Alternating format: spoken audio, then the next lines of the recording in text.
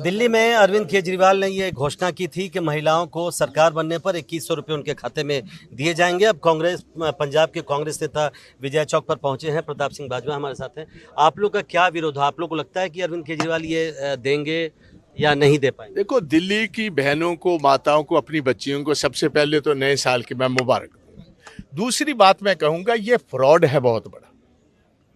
ये financial vision नहीं है, ये फाइनेंशियल फ्रॉड है।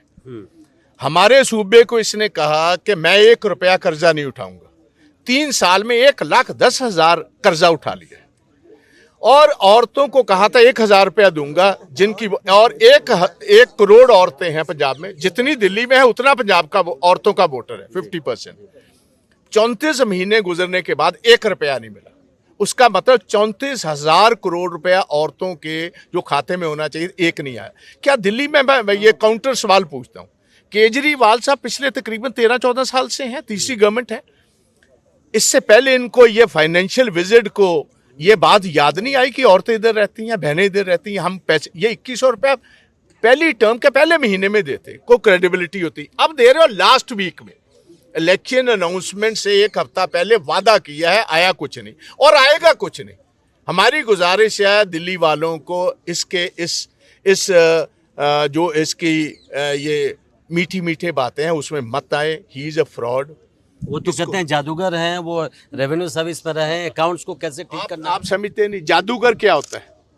कबूतर हेड से निकालता है और जब आप हेड सर पर डालते हो कबूतर फिर नहीं होता। सो ये कबूतर ही निकालेगा हेड से, कबूतर नहीं आपको मिलेगा, आपको कुछ नहीं मिलने वाला। फाइनेंशियल मजिशियन है ये।